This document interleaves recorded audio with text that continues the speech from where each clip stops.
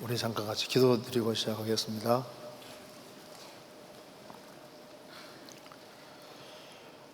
은혜와 사랑이 충만하신 하나님 아버지, 이번에 이 귀한 모임을 갖게 해주신 것을 감사합니다.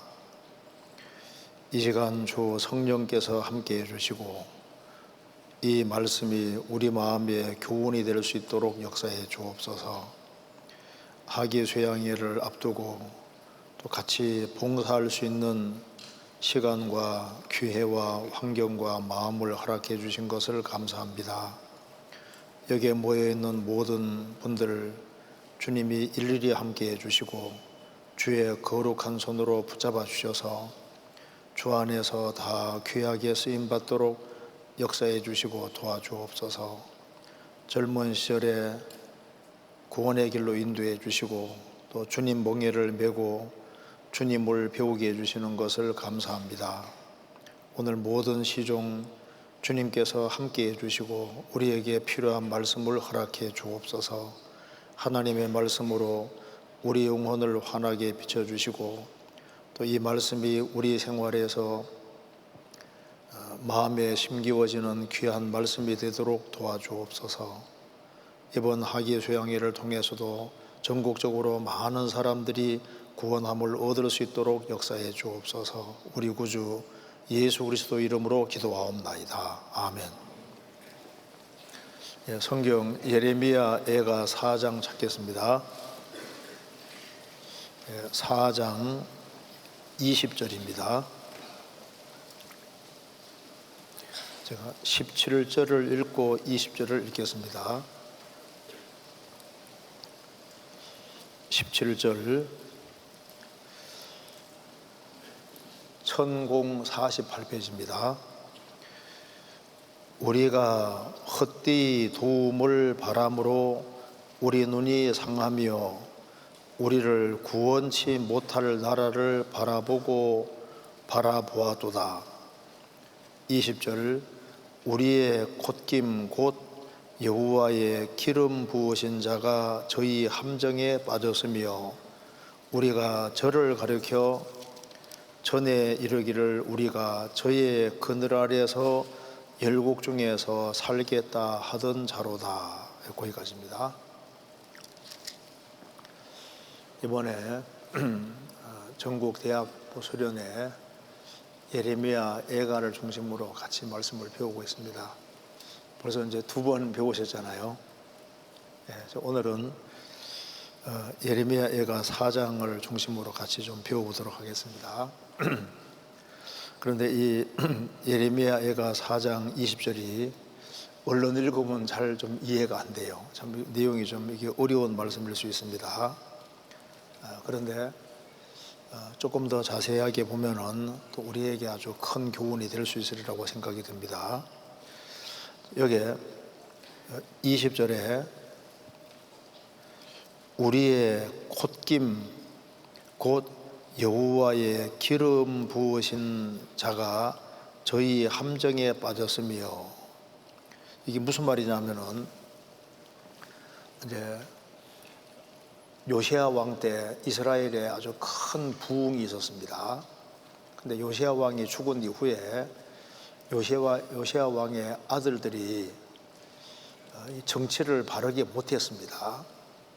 또 신앙도 확실하지 않고 그렇게 해서 결국은 그 시드기야 왕 때 이스라엘이 완전히 몰락을 하는 겁니다. 그래서 이 그림으로 잠깐 보면은 이거 한번 보세요. 여기에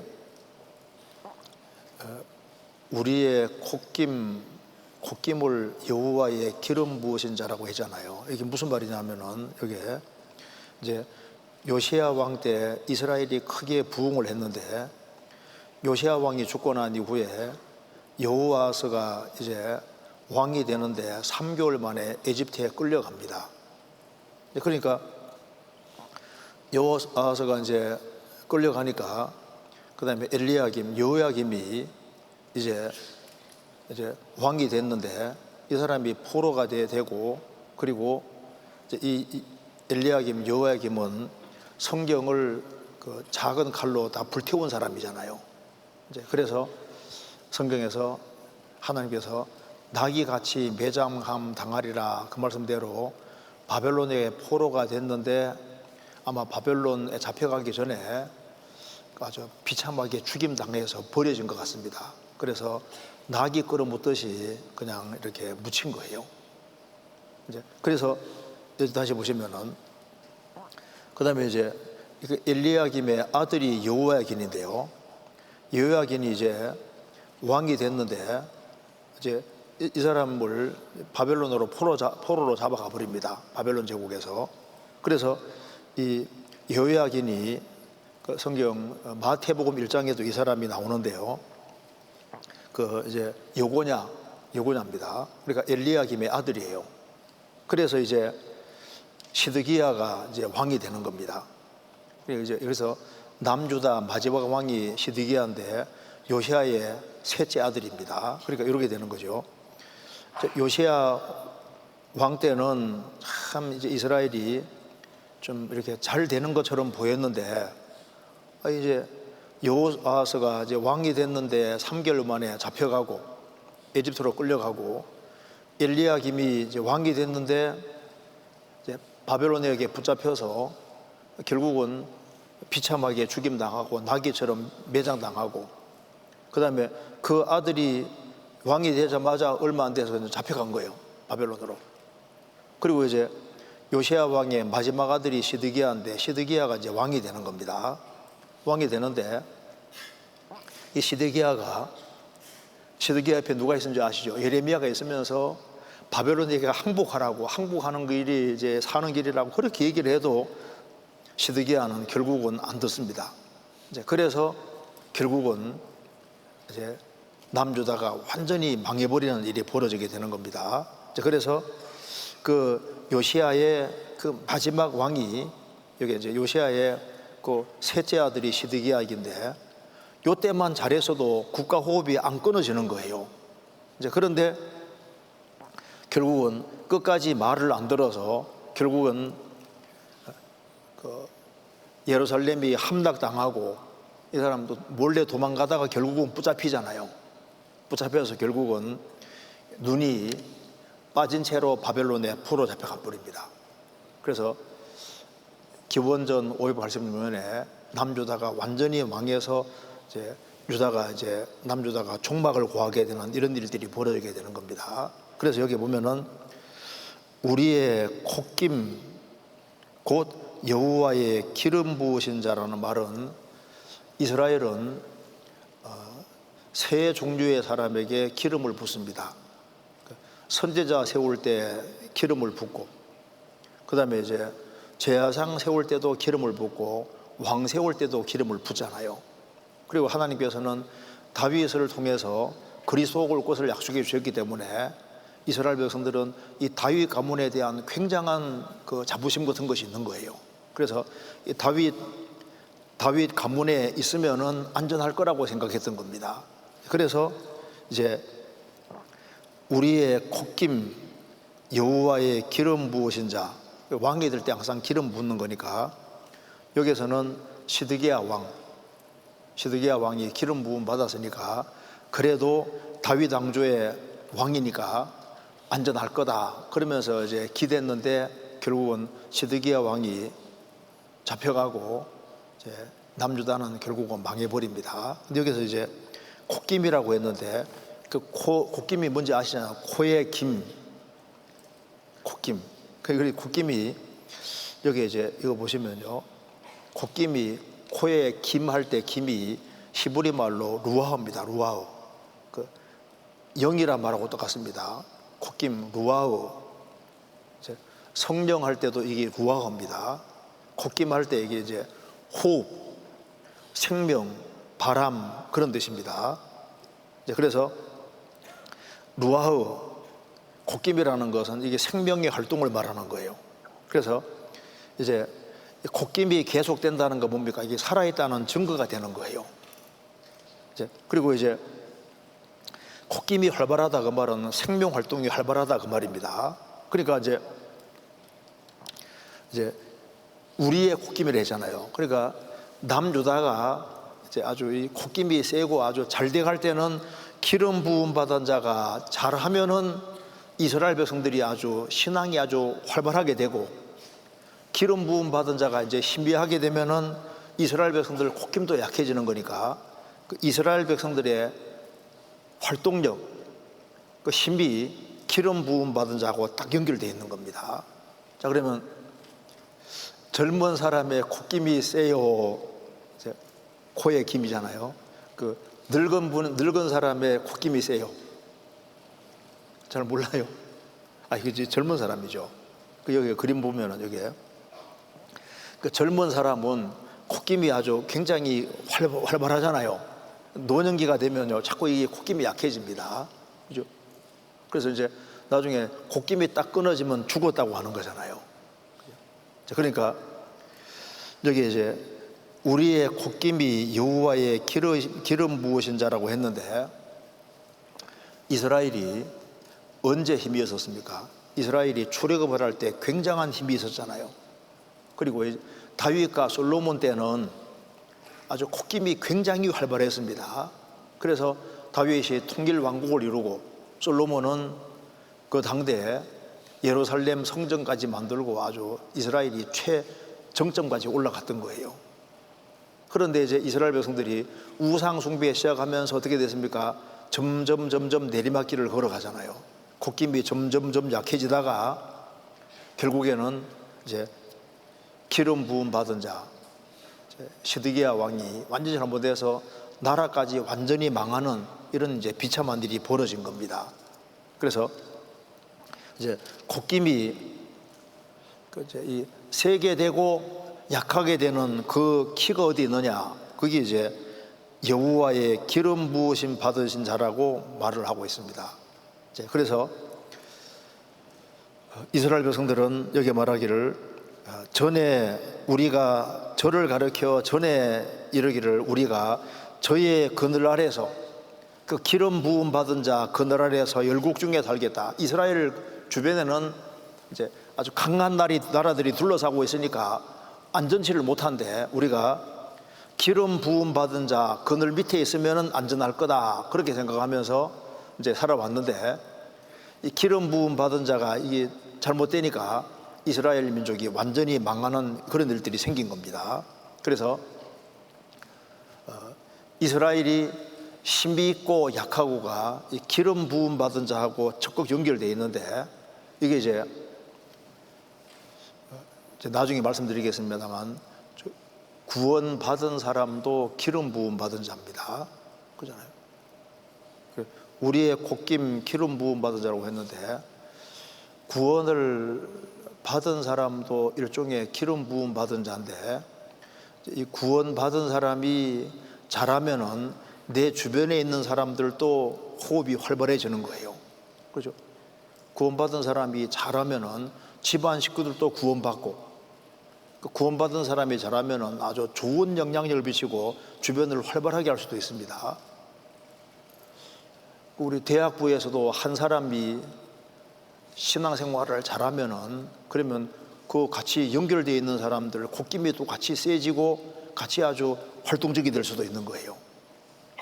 그래서 다윗이 기름 부음 받은 자인데, 다윗이 잘하니까 이스라엘 백성들이 얼마나 그게 부흥이 되고 힘이 서잖아요. 그런데 이스라엘 역사 보면은 기름 부음 받은 자가 잘하면은 이스라엘 백성들이 신앙이 확 부흥하고, 기름 부음 받은 자가 잘못하면 이스라엘 민족이 같이 힘이 없어지고, 이게 운명이 연결되는 겁니다. 그래서 이 왕의 운명과 백성의 운명이 딱 연결되는데, 왜 이렇게 됐냐 하면은 사무엘 당시에 이스라엘 백성들이 하나님, 우리에게도 왕정 제도를 허락해 주십시오. 우리도 열국과 똑같이 왕이 서야 되겠습니다. 그러니까 사무엘이 말합니다. 여호와께서 왕으로 계신데 굳이 왕이 무슨 필요가 있냐? 우리도 열방과 같이 왕이 서야 되겠습니다 하면서 생떼를 쓰잖아요. 그래서 사무엘이 말합니다. 자, 하나님 말씀대로 이제 왕을 세워주는데 너희들 왕의 운명이 너희 운명과 똑같이 될 거다. 그래도 좋냐? 예, 우리는 그래도 왕정 제도가 있어야 되겠습니다. 그래서 결국은 주님 허락하시잖아요. 그래서 이제 이런 일이 생기는 겁니다. 이스라엘이 왕을 요구했을 때 이제 왕과 백성의 운명이 분명히 묶인다. 그래도 좋겠냐? 예, 좋습니다. 그렇게 해가지고 이제 이렇게 돼버리는 거예요. 왕의 운명과 백성의 운명이 딱 연결돼가지고. 그래서 왕에게 기름 부었는데 왕이 잘하면은 백성도 힘이 있고, 왕이 잘못하면 백성도 같이 고통받는 이제 이런 것이 연결되게 됐던 겁니다. 그래서 그 왕이 백성의 콧김이 되는 거예요. 무슨 이해되시죠? 그래서 국가의 왕이 백성의 콧김이 되는 겁니다. 그래서 이제 이 왕이 잘하고 못하고와 이제 이 운명이 이제 갈려지게 되는 거니까 이걸 이제 우리가 좀 생각을 해봐야 되겠습니다. 그래서 우리 인생에서도 누가 우리의 콧김이 되느냐, 이게 이제 우리 신앙생활에서 아주 중요한 문제가 될 겁니다. 그래서 구원받지 아니한 사람에게도 하나님이 콧김을 허락하셨잖아요. 성경 한번 찾아보시겠습니다. 사도행전 17장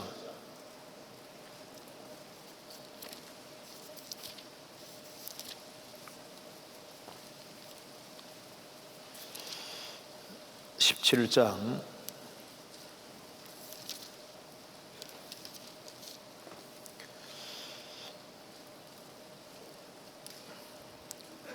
25절 또 무엇이 부족한 것처럼 사람의 손으로 섬김을 받으시는 것이 아니니 이는 만민에게 생명과 호흡과 만물을 친히 주시는 자이심이라. 하나님께서는 만민에게 생명과 호흡과 만물을 친히 주셨다. 그래서 지금 사람들이 지구상에 살면서 이 호흡을 하고 사는데 그 호흡을 하나님이 주신 겁니다. 그런데 이제 구원받지 아니한 사람은 이제 일생 동안 호흡을 하고 살잖아요. 근데 그 호흡은 육신의 호흡일 뿐입니다. 그래서 너희는 인생을 의지하지 마라. 그의 호흡은 코에 있나니 수에 칠 가치가 어디 있느뇨. 이사야 2장에 말한 대로 구원받지 아니한 사람은 호흡을 해도 육신의 호흡에 불과한 거예요. 그렇잖아요. 이제 그래서 지금 구원받지 아니한 사람은 이제 어디에 의존하고 살아가냐면은 자신들이 영적으로 죽었기 때문에 이제 어디에다가 기대고 살아가냐면 눈에 보이는 곳에 다 기대잖아요. 그러니까 이제 구원받지 아니한 사람은 그 자신의 호흡이 잘 되고 못 되는 그 기준을 눈에 보이는 것에 붙잡고 있습니다. 그래서 경제적으로 돈이 잘 벌리고 율기적으로 잘 되면은 호흡이 잘 된다고 생각하는 거예요. 구원 안 받은 사람들은. 그래서 어떤 사람은 명예가 점점 높아지면은 이제 자기 호흡이 잘 된다고 생각하거든요. 육신적으로 잘 나가면 호흡이 아주 잘 된다고 생각하는데 육신적으로 망하면은 이제 호흡이 약해진다고 생각하는데 그건 다 육신적인 겁니다. 제가 어떤 글에 보니까 이게 나오더라고요. 어떤 조그만한 상점에 이제 한 어른이 죽게 됐습니다. 임종 앞에서 이제 숨 넘어가기 직전에 집안 식구들이 쫙 모였습니다. 그래서 그 아버지는 이제 죽으면서 이제 젖먹는 힘을 다해서 부인 어디 있어? 하니까 예, 저 여기 있어요. 그 다음에 내 아들 야곱이 어디 있냐? 예, 아버지 여기 있습니다. 내 딸 라헬은 어디 있느냐? 여기 있습니다. 그래 아버지가 버럭 화를 내면서 아니 그러면은 내 임종 자리에 다 와 있네. 그러면 가게는 누가 보고 있는 거냐? 가게 볼 사람은 두고 있어야 되는데 아버지는 지금 죽어가면서도 어디에 관심이 있습니까? 우리 가게 잘 지켜야 되는데 가게. 지금 구원받지 아니한 사람들은 마음이 어디에 있냐면은 자신의 어떤 힘과 모든 것을 다 눈에 보이는 곳에 기대고 있습니다. 눈에 보여. 그래서 우리가 이제 호흡이 콧김이 세다는 말 합니다. 콧김이. 그러니까 뭐가 육신적으로 잘 돼갈 때는 그 사람 아주 그 콧김이 세다고 하잖아요. 아합 당시에는 누가 콧김이 제일 셉니까? 이세벨이 옆에서 콧김이 제일 센 거예요. 그래서 이 세상에서 영향력을 행사할 때 콧김이 세다고 하는데 그게 다 부질없는 겁니다. 지금 구원받지 아니한 모든 사람은 잘못된 사상에 기대고 있고 뭔가 잘못된 데 기대면서 거기에서 어떤 영향력을 행사하고 하는데 그게 다 부질없는 거예요. 자, 우리 성경 한번 찾아보시겠습니다. 시편 135편입니다. 시편 135편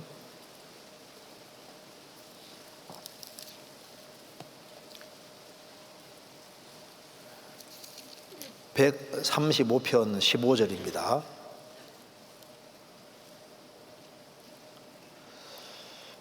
열방의 우상은 은금이요 사람의 수공물이라. 입이 있어도 말하지 못하며 눈이 있어도 보지 못하며 귀가 있어도 듣지 못하며 그 입에는 아무 기식도 없나니 그것을 만든 자와 그것을 의지하는 자가 다 그우가 되리로다.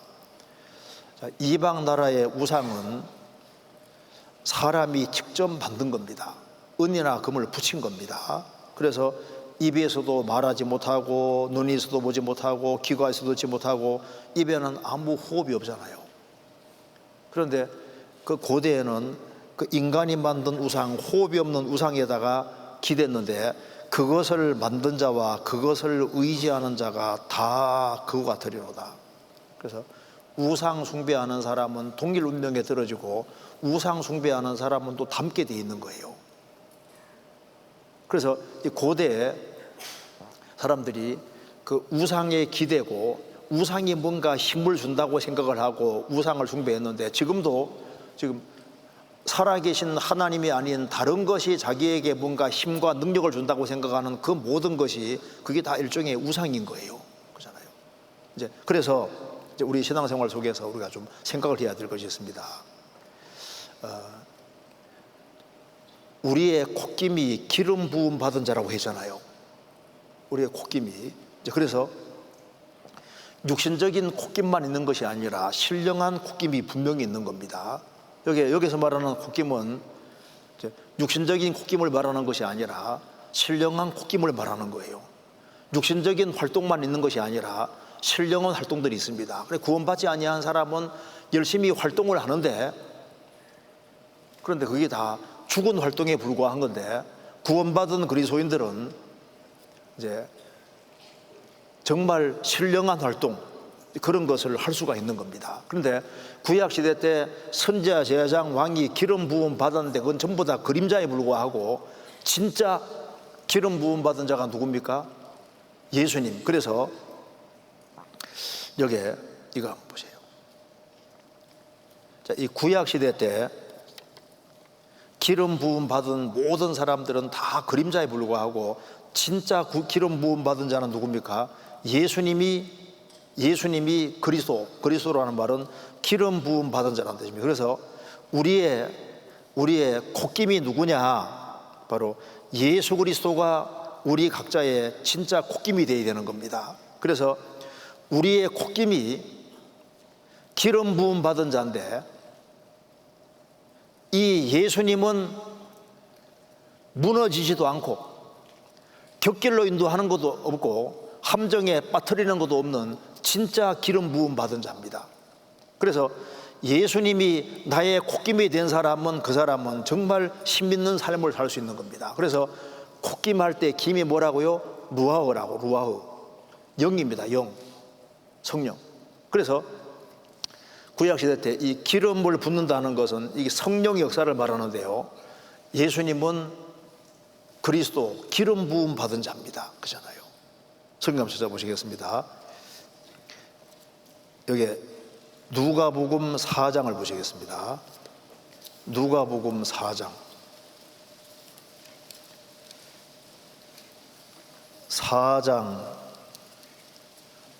17절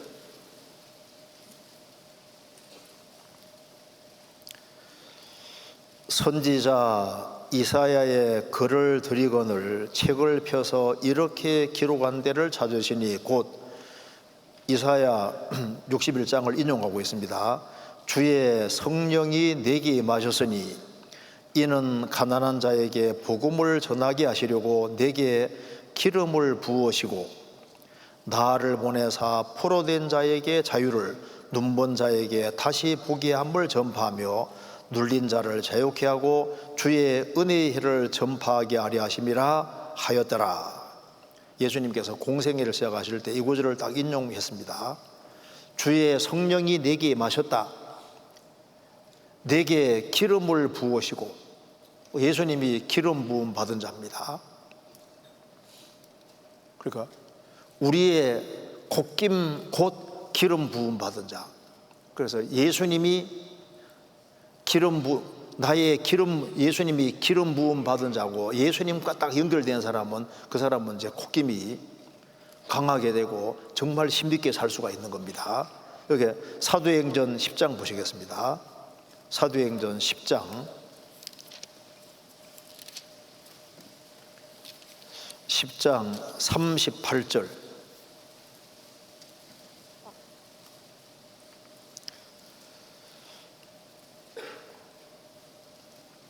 같이 읽어보겠습니다.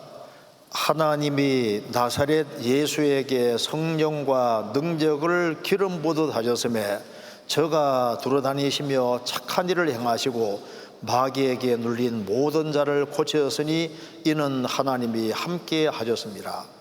하나님이 나사렛 예수에게 성령과 능력을 기름 부듯 하셨다. 그래서 이제 공식이 이렇게 세워집니다. 이렇게 그리스도는 기름 부음 받은 자. 그러니까 예수님이 우리의 콧김이 되는 겁니다. 자, 이제 그러면 이제 좀 생각을 해봅시다. 이걸 그림 보면서 설명드릴까요? 자, 아담 하와가 이거 보세요. 창세기 2장 7절에 하나님이 이제 흙덩어리인 아담에게 생기를 그 코에 불어 넣으시니까 사람이 생명이 됐습니다. 그런데 범죄하기 전에는 생명이 됐는데 범죄하고 난 이후에는 뭐가 됐습니까? 너는 흙이니 흙으로 돌아갈 것이니라. 범죄하기 전에는 영인데 범죄하고 난 이후에는 흙이 됐습니다. 그래서 예수님이 요한 부활하신 이후에 제자들에게 숨을 내쉬며 가라사대 성령을 받으라 후 하면 성령을 받으라고 했습니다. 이것은 오순절에 성령이 오심으로 그들이 영적으로 산자가 될 것을 부해 주신 거예요. 그래서 첫사람 아담은 산영이었다가 범죄함으로 영이 죽었는데 이제 예수님이 죽으시고 부활하셔서 사람이 구원받을 때 그 사람은 산자가 되고, 그래서 주님과 딱 연결된 사람은 진짜 산자가 되는 겁니다. 영적인 호흡이 시작되는 거예요. 고린도전서 15장 보겠습니다. 고린도전서 15장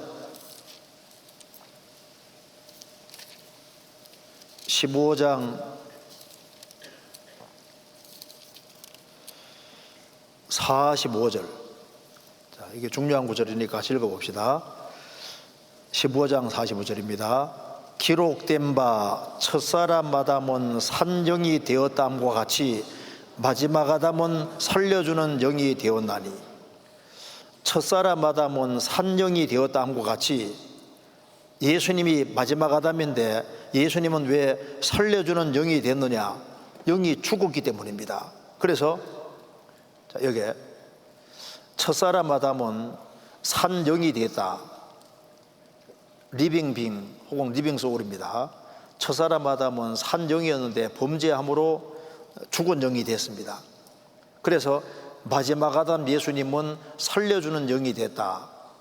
예수님은 살려주는 영. 그래서 이제 예수님하고 딱 연결되면은 영적인 호흡이 시작되는 겁니다. 그래서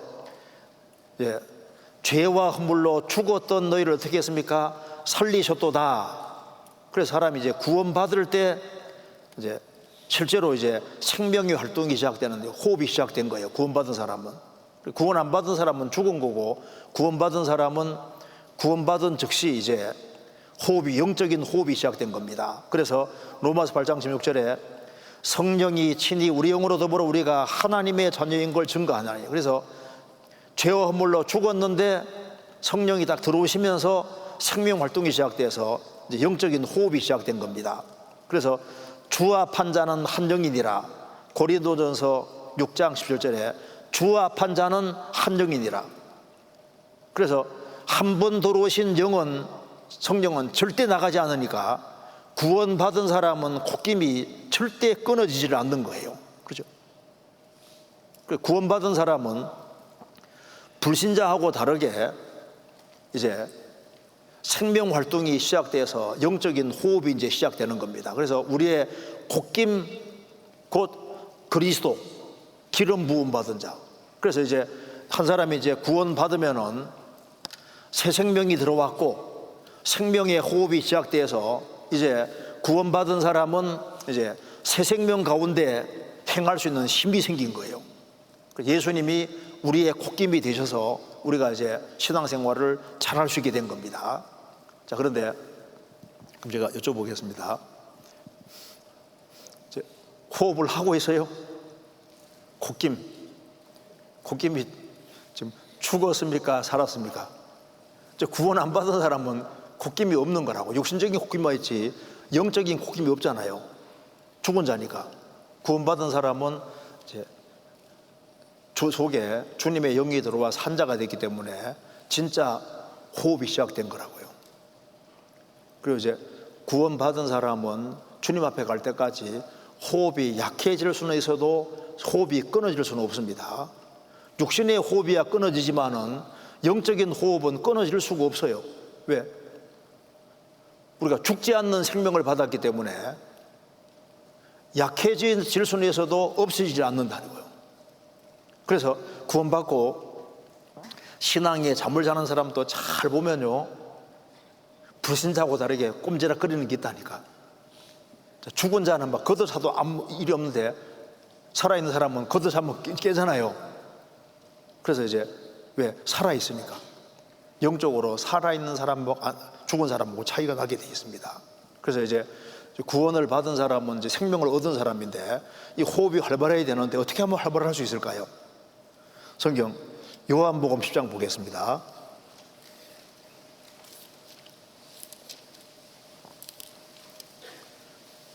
우리가 전대소를 하는 이유가 뭘까요? 호흡을 좀 더 어떻게 하면 활발하게 할 거냐, 이제 그거 지금 우리가 좀 배우려고 하는 겁니다. 요한복음 10장 10절 보겠습니다.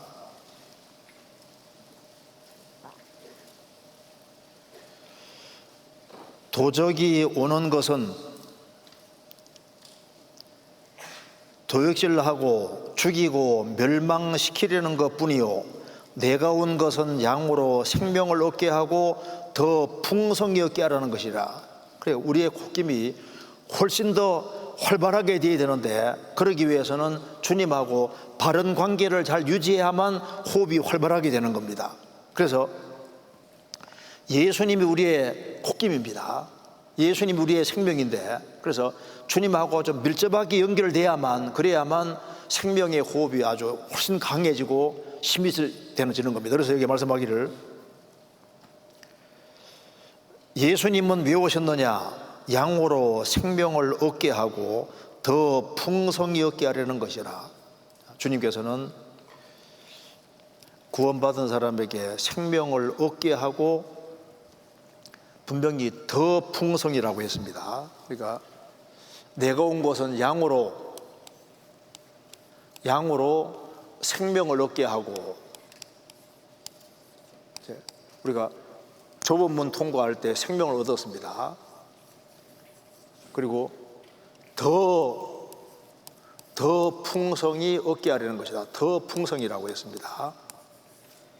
그럼 어떻게 하면 더 풍성히 얻느냐? 방법을 예수님 말씀해 주셨습니다. 9절에 내가 문이니 누구든지 나로 말미암아 들어가면 구원을 얻고 또는 들어가며 나오며 꼴을 얻으리라. 예수님이 문인데 예수님이란 문을 통과하면은 구원을 얻잖아요. 구원을 얻고, 그리고 들어가며 나오며, 이게 무슨 말일까요? 들어가며 나오며. 그러니까 이제 들어가며 나오며를 딱 한 말로 하면 뭡니까? 들락날락. 그 말인 거예요. 들락날락. 그러니까 여기 문이 바로 예수님이니까 예수님 멀리 가면 안 되고 요 문 주위를 항상 여기 맴도는 사람, 들락날락 들락날락, 이게 들어가며 나오며가 한 번이 아닙니다. 계속적으로. 그래서 여기 들락날락 계속 하면은 들어가며 나오면 뭘 얻어요? 꼴을 얻으리라. 그래서 양은 꼴을 잘 먹으면 힘이 있는 거라, 더 풍성이 되는 거라고요.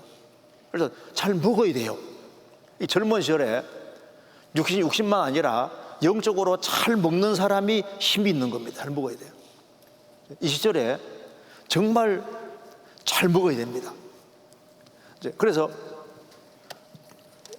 뭐든지 잘 먹는 사람은 호흡이 좋잖아요.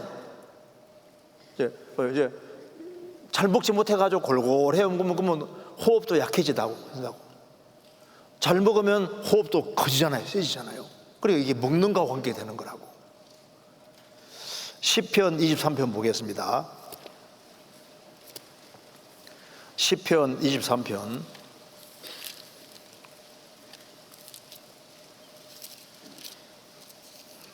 23편 1절입니다.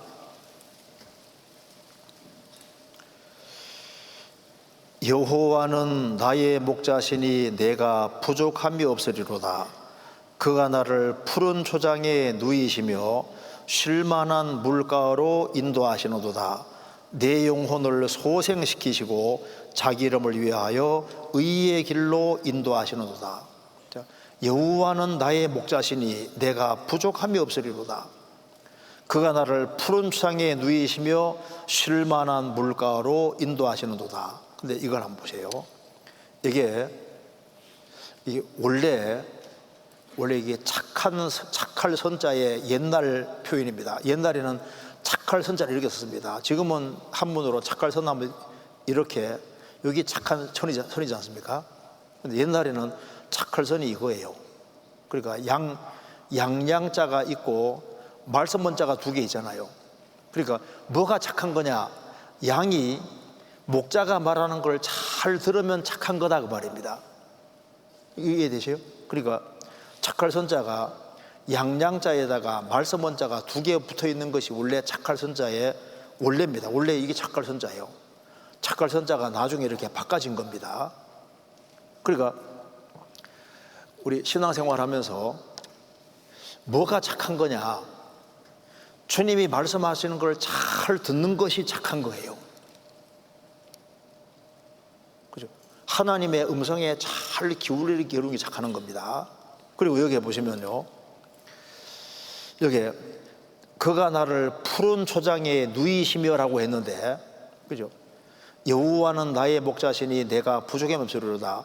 그가 나를 푸른 초장에 누이시며 했는데, 푸른 초장에 이 양이 누우려면은 네 가지 조건이 필요하다고 합니다. 그래서 필립 켈러라는 사람이 양을 많이 키워보고 경험한 사람인데, 이 양이 푸른 초장에 누우려면은 기본적으로 네 가지 조건이 있어야만 눕는답니다. 첫째는 일단 배가 불러야지 양이 눕지, 배 안 부르면 안 눕는답니다. 일단 배가 불러야 돼요. 그 다음에 두렵게 하는 것이 없어야 되고, 괴롭게 하는 회충 같은 게 없어야 되고, 또 양떼들 사이에 조화가 잘 될 때만 딱 눕는답니다. 그래서 그가 나를 푸른 창에 누이시며, 네 가지 조건이 들어갈 때 양이 눕는다고 합니다. 그래서 푸른 창에 누이시며, 그러니까 언제 눕냐 하면은 성경에 말씀한 대로 양이 풀을 실컷 뜯어먹고 일단 배가 불러야 돼요. 그 다음에 물을 충분히 마십니다. 그렇게 해서 푸른 창에 누이시며 쉴만한 물가로 인도하시노도다. 내 영혼을 소생시키시고 자기 이름을 위하여 의의 길로 인도하시노도다. 하나님께서 구원받은 사람에게 충분히 채워주십니다. 충분히. 이거 보셨어요? 여기 대왕고래라고. 이 대왕고래가 이제 보면요, 와, 여기에 길이가 한 30m가 되고 무게는 200톤, 혀는 코끼리 정도고 심장도 자동차 크기고, 여기에 뭐 이렇게 이제 길이가 한 30m 되고 무게는 200톤, 혈관은 사람이 헤엄칠 만한 크기고, 그리고 얼마나 많이 먹냐 하면은 하루 섭취가 4천만 마리, 새우를 한 4천만 마리. 그러니까 하나님께서 뭘 만들어 둘 때는 살게 하려고 만들어 두신 거잖아요. 우리가 영적인 생명을 얻고 구원을 받았을 때는 하나님께서 뭘 하시느냐? 우리에게 먼저 잘 먹이십니다. 그래서 이 젊은 시절에 이제 하나님 말씀을 잘 먹는 이것이 신앙생활의 첫 번째 중요하고, 잘 먹어야만 호흡이 커지는 거예요. 그래서 이제 성경 이 구절 한번 찾아봅시다. 요한복음 6장 보세요. 6장 63절. 6장 63절.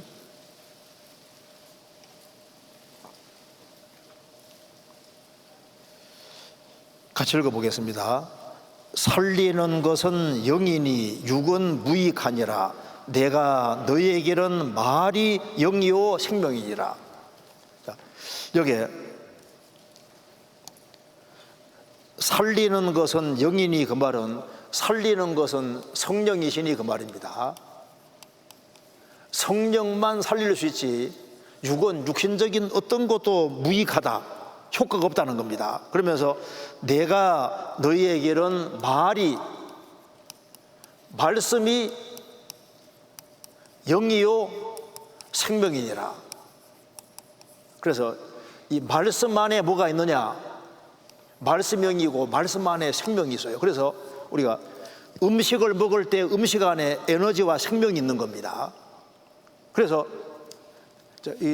이 대학 시절에, 젊은 시절에 해야 될 제일 중요한 것이 뭐냐 하면은, 하나님 말씀을 들을 때 귀를 활짝 열고 간절하게 들으면은, 그러면 바꿔지는 것은, 이게 우리가 음식을 잘 먹으면은 이상하게 힘이 생겨. 그죠? 먹기 싫어도 먹으면은 힘이 생기잖아요. 그것처럼 음식은 입으로 먹는데 말씀은 귀로 먹습니다. 귀로, 기본적으로. 그래서 간절하게 들으면은 마음이 움직여요. 영이 움직입니다. 약장사가 약을 아무리 선전해도 귀 딱 틀어막고 있으면은 사고 싶은 마음이 안 생기잖아요. 약 선전에 귀를 간절히 기울이면 어떻게 됩니까? 지갑에 손이 가요. 사고자 하는 마음이 올라와요. 그러니까 우리 영혼을 움직이는 것은 이제 귀이기 때문에, 세상 얘기를 많이 들으면은 마음과 생각이 세상으로 간다고요. 근데 하나님 말씀에 귀를 간절히 기울이면은, 그러면은 마음이 바뀌고 생활이 바뀌고 저절로 바꿔지는 거니까, 이 젊은 시절에 어떻게 신앙생활 잘할 수 있겠습니까? 그 귀가 잘 듣는 거예요. 그런데 이제 주일날 보면은 젊은 사람이 자꾸 졸아. 청년들이 주일날 말씀 들을 때 눈을 동그랗게 뜨고 아주 그 간절하게 들으면 신앙생활 다 잘할 수 있거든요. 그런데 아침에 정신이 혼미하고 있다가 오후 되고 이제 되면은 정신이, 눈이 바짝바짝 빛나고, 오전에는 이제 그러면요, 시간 지나면 신앙생활이 재미가 없다고.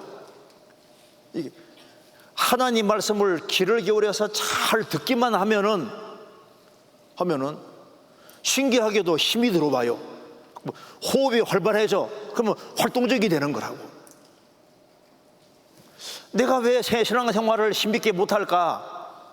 복잡한 것이 아니라 얼만큼 열심히 듣느냐, 거기에 인데, 열심히 들으려고 하는데 너무 졸리니까. 오늘은 졸아도 돼요.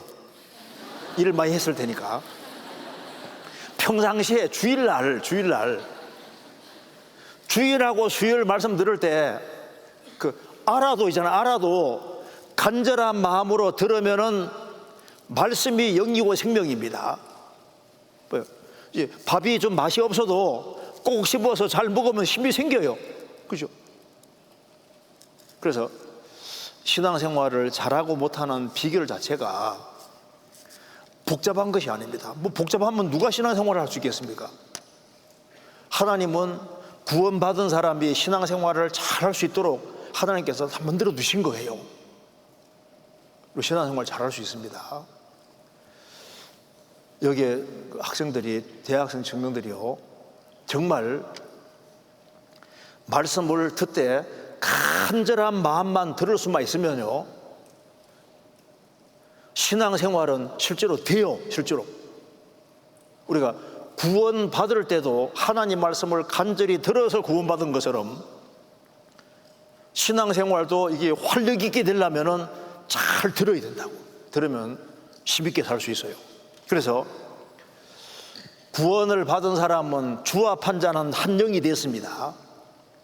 그래서 구원받고 난 이후에 그러면 어떻게 하면은 이제 우리가 힘있게 살 수 있느냐, 이걸 좀 생각해 보겠습니다. 여기 성경 아가서 7장 보시겠습니다. 7장 8절에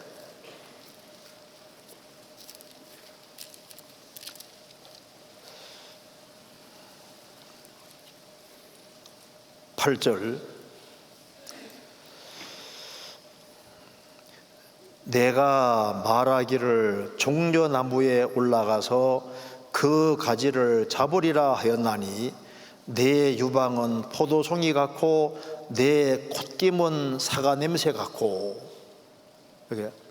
여기에 콧김이란 말이 나와 있잖아요. 콧김은 뭐 같다고요? 사과 냄새 같고. 분명히 내 콧김은 뭐와 같다고요? 사과 냄새 같고. 자, 여기 콧김이 사과 냄새 같다는 것은 이제 콧김 하는데 사과 냄새가 샥 나요. 그럼 이제 사과 냄새가 샥 나면 좋아요, 안 좋아요?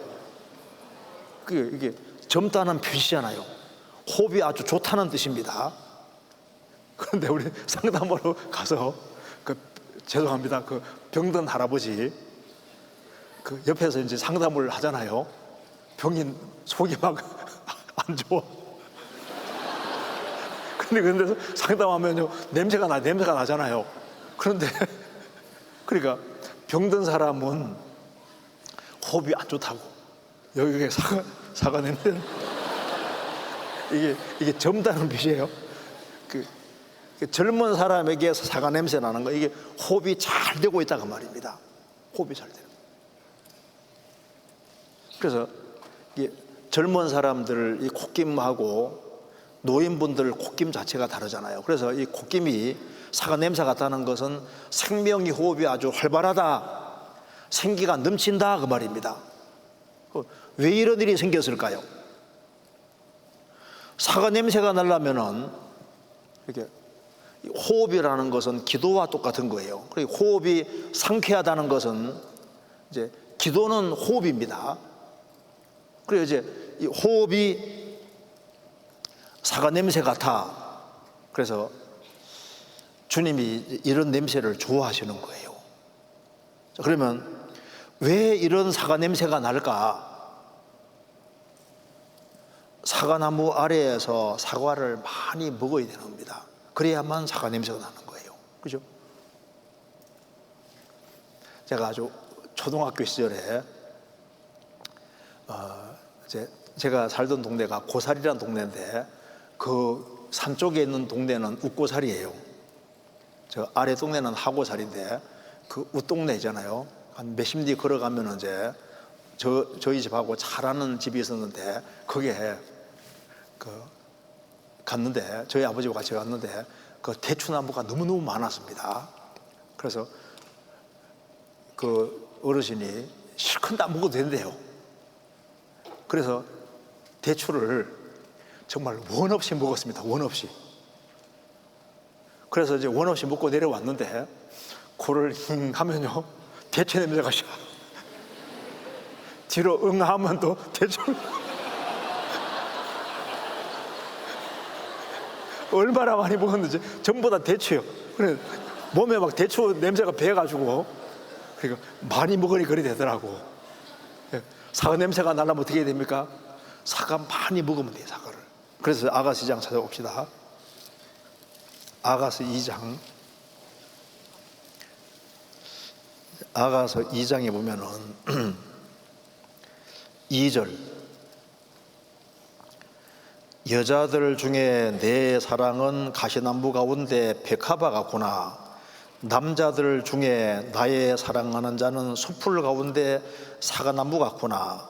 내가 그 그늘에 앉아서 신비 기뻐하였고 그 실과는 내 입에 달았구나. 여자들 중에 내 사랑은, 주님께서는 그리스도인을 이렇게 보신다는 겁니다. 가시나무 가운데 백합화 같구나. 가시나무는 구원 안 받은 사람인데요, 구원 안 받은 사람들 속에 있는 백합화 같이 아름답게 보시는 거예요. 그래서 이 백합화가 향기가 있는데 언제 특별히 향기를 많이 냅니까? 이 바람이 불어서 가시에게 찔릴 때 향기가 더 많이 납니다. 그래서 구원받은 사람은 불신자들 속에 있지만은 그 속에서 여러 가지 어려움을 당하면 당할수록 주님의 향기가 더 많이 날 수 있는 거예요. 이 얘기를 하면서 3절에 남자들 중에 나의 사랑하는 자는, 주님을 가리킵니다. 숲풀 가운데 사과나무 같구나. 자, 주님을 사과나무 같다고 했습니다. 그런데 내가 그 그늘에 앉아서, 여기 잠깐 지나가는 것이 아니라 앉아서, 그 말은 고정되어 있는 거예요. 우리가 인생을 살아가다가 그리스도를 발견했습니다. 그래서 그리스도 밑에 사과나무 아래 앉아 있는 것처럼 이건 지나가는 게 아니라 계속 있는 거예요. 우리가 그리스도 아래에 있다는 것은 너무나도 큰 축복입니다. 구원받은 그날보다 주님 앞에 갈 때까지 주님 떠나면 안 돼요. 내가 그 그늘에 앉아서, 사과나무 아래 그늘이 있는 것처럼 성경에서 이 태양, 폭염, 이건 환난과 역경, 어려움을 가리킵니다. 인생에 어떤 환난과 역경, 어려움이 있을 때 우리가 피할 곳이 어디입니까? 그리스도 안에 있으면은 그늘이 있고 그 안에서 쉴 수 있는 거예요. 무조건 피난처는 예수님인 겁니다. 그러면서 그 그늘에 앉아서 신비 기뻐하였고, 그렇죠? 그리스도와 운명과 고락을 함께하는 게 제일 기쁜 거예요. 내가 그 그늘에 앉아서 신비 기뻐하였고, 그러니까 내 인생에서 예수 그리스도만큼 중요하신 분은 없습니다. 그리고 그 실과는 내 입에서 달았구나. 그렇죠? 그 실과는 내 입에서 달았구나. 그러니까 사과나무 아래 실과가 있는 것처럼 우리 마음을 시원케 하는 영혼의 힘을 주시는 것이 있는 겁니다. 그래서 이 실과를, 사과나무 실과를 많이 먹으니까 코에서 사과 냄새가 나는 거잖아요. 그래서 주님 안에서 주님 것을 최대한 많이 먹어야 됩니다. 그런데 이 사과나무 알이라고 했는데, 이 사과나무가 예수님을 가리키는 동시에 또 교회의 그림자가 됩니다. 왠지 보세요. 아가서 8장 보세요. 8장 5절에 5절,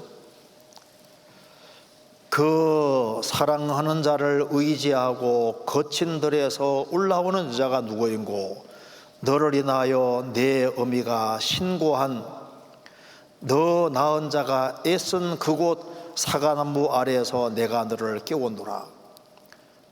그 사랑하는 자를 의지하고 거친 들에서 올라오는 여자가 누구인고, 구원받은 사람은 사랑하는 주님을 의지하고 주님께 기대고 인생의 거친 들을 지나서 천성을 향해 가는 사람입니다. 그리스도인 말하는 겁니다. 너를 인하여 내 어미가 신고한 수고하고 너 낳은 자가 애쓴 그곳 사과나무 아래에서, 너를 탄생시킬 때 사과나무 아래에서 탄생시켰다.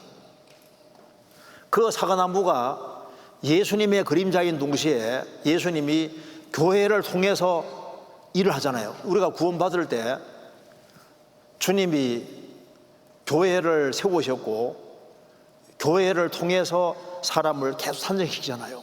그러니까 이 사과나무가 예수님을 가르치는 동시에 또 교회의 그림자도 되는 겁니다.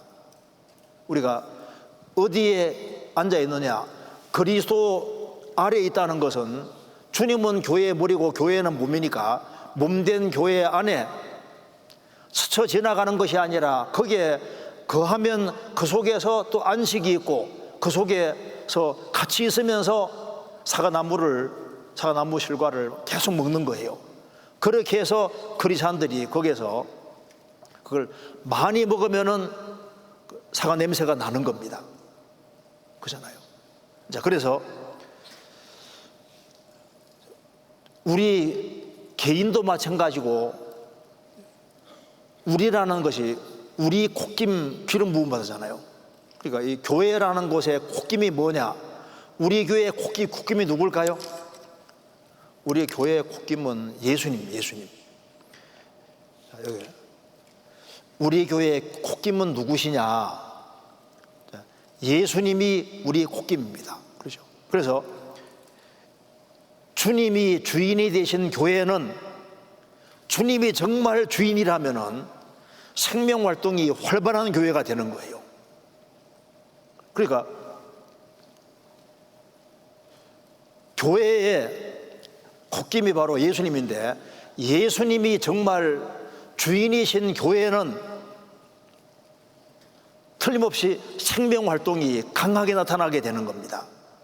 성경 고린도서 13장입니다. 고린도서 3장. 고린도서 3장 17절. 3장 17절. 주는 영이시니 주의 영이 계신 곳에는 자유함이 있느니라. 주는 영이신데 주의 영이 계신 곳이 있고 주의 영이 계신 곳에는 뭐가 있느냐? 자유함이 있느니라. 그렇죠. 나사로가 죽었습니다. 무덤에 있은 지 벌써 나흘이에요. 예수님이 돌문을 열하니까 썩은 냄새가 확 나잖아요. 예수님께서 나사로야 나오너라 하니까 나사로가 나왔습니다. 생명 얻었습니다. 그런데 얼굴은 수건에 쌓여있고 수족은 동염에 있습니다. 주님께서 산 사람에게 풀어놓아 다니게 하라고 했습니다. 얽힌 것이 있는데 산 사람이 있는 곳에는 풀려지잖아요. 그래서 한 사람이 이제 구원을 받고 주의 영이 역사하는 곳에 있으면은 주님이 수건을 싹 걷어주니까 안 보이던 것이 보입니다. 점점 더 먼 곳을 볼 수 있게 되는 거예요. 그리고 수족이 풀려집니다. 그래서 봉사하는 것이 자유롭게 되죠. 교회에 나오는 게 자유롭게 되죠. 전도하러 다니는 게 자유롭게 되고 뭐 마음에 막 깝깝하고 궁금한 게 있는데 그게 다 자꾸 풀려집니다. 그래서 구원받은 사람은 구원 안 받은 사람끼리 같이 모여서 막 이제 얘기하고 해도 집에 올 때는 허망한 거예요. 시간 아깝다. 그런데 구원받은 사람이 같이 모인 곳에서 교제하고 말씀 배우고 교제하고 집에 들어갈 때는 어떻습니까? 기분 좋지요. 다음에 꼭 다시 와야지. 왜? 그리스도인과 같이 있으면요 주의 성령이 속에 역사해 주니까 막 여러 가지가 풀려지는 거예요. 주는 영이시니 주의 영이 계신 곳에는 자유함이 있느니라. 그래서 우리 가운데 성령께서 정말 역사하고 계신 겁니다. 그래서 여기 보면은 에베소 3장 20절에 우리 가운데서 역사하시는 능력대로 우리의 온갖 구하는 것이나 생각하는 곳에 더 넘치도록 능히 하실 이에게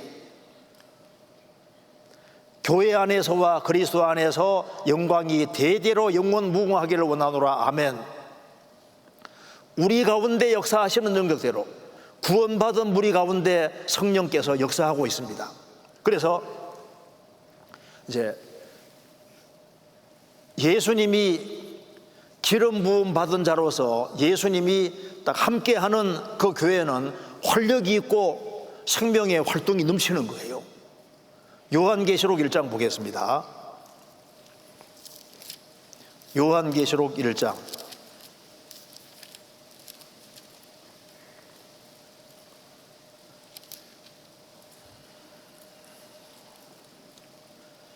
1장 16절입니다.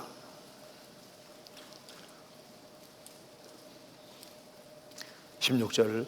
그 오른손에 7 별이 있고 그 입에는 좌우의 날선 금이 나오고 그 얼굴은 해가 흰빛게 비치는 것 같더라. 14절에서는 그 발은 풀무에 단련한 빛난 주석 같고 그 음성은 많은 물소리와 같으며, 주의 음성이 많은 물소리와 같다는 것은 주님 음성은 아주 힘이 있다는 겁니다. 그리고 그 오른손에 7 별이 있고 주님께서 주의 일꾼들을 붙잡고 계시고 구원받은 성도들을 붙잡고 계시고 그 입에서는 좌우의 날선 금이 나오고, 그래서 주님이 함께하는 곳에는 주님이 주인으로 계시기 때문에 주님께서 말씀하실 때 입에서 이한 날카로운 검이 나온다고 했습니다. 그래서 하나님의 말씀은 살았고 운동력이 있어 좌우의 날선 어떤 검보다도 예리하여 혼과 영과 및 관절골수를 찔러 쪼기까지 하며 마음의 뜻과 생각을 감찰한다고 했습니다. 그래서 주님 역사하시는 그곳에는 말씀을 들으면 찔러요. 그래서 내 영혼을 탁 찌르고 마음을 찌릅니다. 그래서 사도행전 2장과 7장에 주님 말씀을 들었을 때 어찌할꼬 하고 회개하든지 그 다음에 분해서 이를 갈든지 말씀 들으면 막 찔리는 거예요. 쪼갠다는 것은 분별력을 주는 겁니다. 아, 이것은 옳은 것이구나, 그런 것이구나 하는 걸 알게 해주시고, 그리고 해가 힘있게 비치는 것 같더라. 주님은 잘못된 것을 드러낼 뿐 아니라 해가 힘있게 비치는 것 같더라. 그래서 주님이 함께하는 곳에는 말씀을 배우는 가운데 영혼이 환하게 밝아집니다. 그리고 주님 빛은 우리 영혼을 치료해 주시는 빛이에요. 사랑의 빛입니다.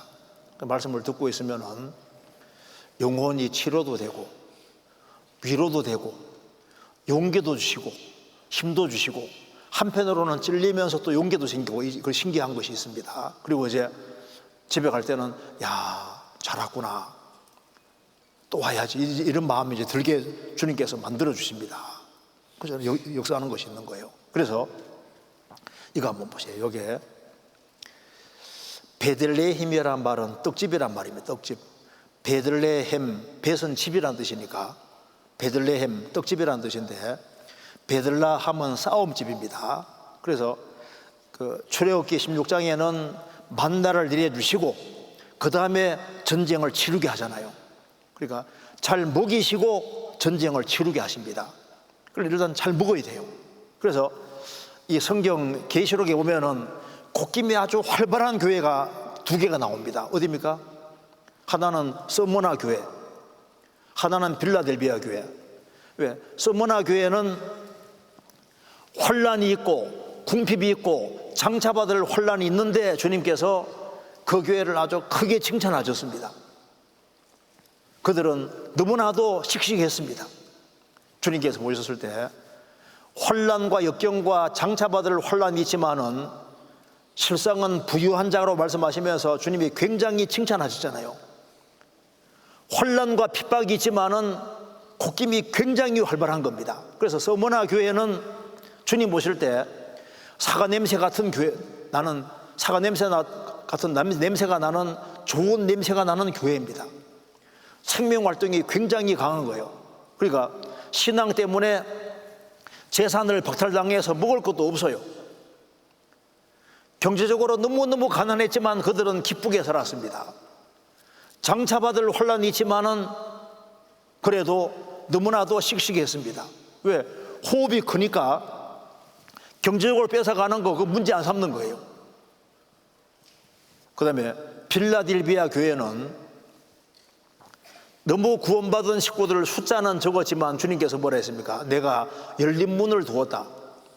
그들은 서로 사랑하고 아주 활동적이고 그리고 이제 호흡이 굉장히 좋은 교회입니다. 그래서 주님께서 그 조그만한 교회를 통해서 많은 사람들이 구원받도록 길을 내셨고, 그래서 빌라델비아 교회도 칭찬만 받은 교회잖아요. 그러니까 호흡이 활발한 교회들이 있는 겁니다. 우리 교회 안에서도 구원받은 식구들이 서로 사랑하고 하나가 되고 이 호흡이 활발한 그 교회는요, 주님께서 기뻐하시고 그 교회 통해서 많은 역사를 나타내 주시잖아요. 우리가 호흡이 활발해야 됩니다. 그래서 이 콧김이 참 이게 중요한 문제입니다. 그래서 이 콧김이 구원받은 사람은 이제 이 콧김이 이제 끊어지지는 않는데 구원받은 사람도 콧김이 약해질 수 있는 거예요. 이거 한번 보세요. 여기 이제 우리의 콧김이 이제 이 콧김이 썩은 냄새 나는 콧김이 이거 냄새가 썩은 냄새가 나면 문제가 생겼다는 증거입니다. 그러잖아요. 그래서 예수님과의 관계가 멀어지면은 우리 호흡도 약해집니다. 그러잖아요. 하나님은 구원받은 사람에게 필요한 것을 다 내려줌에도 불구하고 왜 크리스찬이 왜 힘이 없냐 그 말입니다. 왜 호흡이 약해지냐 그 말입니다. 하나님께서는 우리에게 생명도 주시고 경건에 속한 모든 걸 주시고 아들도 주시고 우리에게 필요한 걸 다 줌에도 불구하고 왜 호흡이 약해지느냐, 그 이유가 뭘까요? 성경 예레미야 5장입니다. 예레미야 5장 25절.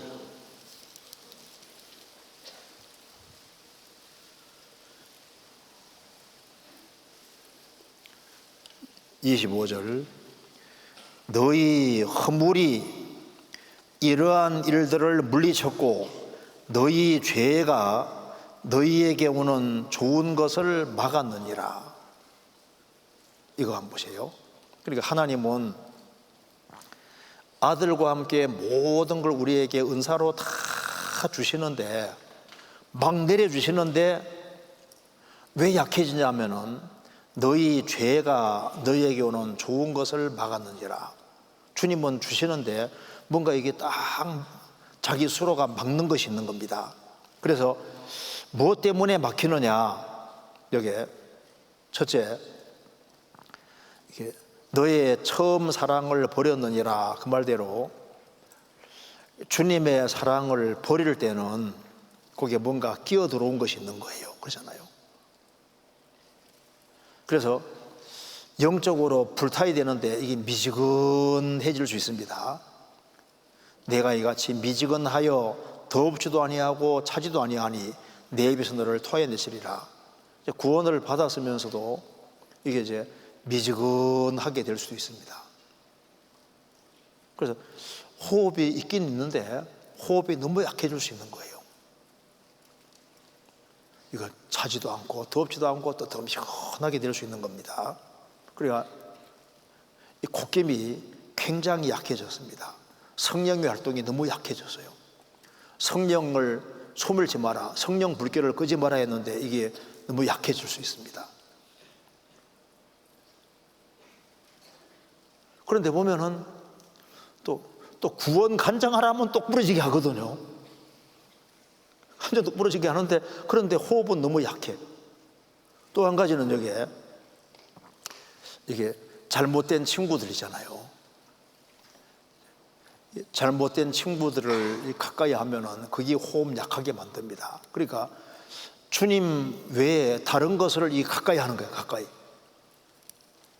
그래서 주님과 친구가 돼야 되는데 이 잘못된 친구들을 가까이 하는데 사람만 친구가 아니라 내가 가까이 하는 것이 주님보다 다른 걸 더 가까이 하는 것 때문에 그래서 호흡 약해질 수도 있는 겁니다. 그잖아요. 그리고 여기에 또 한 가지는 잘못된 사상들이잖아요. 잘못된 사상들 때문에 콧김이 약해지기도 합니다. 우리 시대 보세요.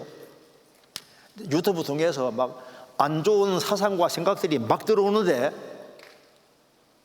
한때는 호흡을 잘하더니만 뭔가 딴 것이 들어와서 이게 잘못되는 거예요. 또 잘못된 교리 같은 것들이 들어올 수도 있습니다. 잘못된 교리 중에 여기에 혼자서도 신앙생활 잘할 수 있다. 그 완전 착각입니다. 혼자서 어떻게 신앙생활 잘할 수 있냐고요. 그리고 영적인 권위 같은 거 필요 없다. 나는 질서 같은 거 싫어. 우리가 구원받은 무리 가운데서 반드시 순종하는 것을 배워야 됩니다. 나는 평등주의는 성경에 없는 거예요. 평등이라는 걸 가져온 자가 마귀잖아요.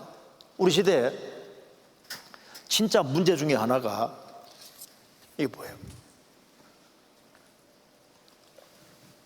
이 평등이라는 것을 가지고 들어온 자가 마귀입니다. 그러니까 이사야 14장에 뭐라 했습니까? 하나님과 비길이라 하나님과 맞먹었잖아요. 위아래가 있어요. 위도 있고 아래도 있다고. 질서라는 것이 분명히 있습니다. 그런데 질서 아래에 있는 걸 싫어하잖아요. 그래서 마귀는 부모하고 자식이 있으면 자식을 부모 옆에 딱 갖다 놔요. 선생과 제자 있으면 제자를 선생님 옆에 딱 갖다 놔요.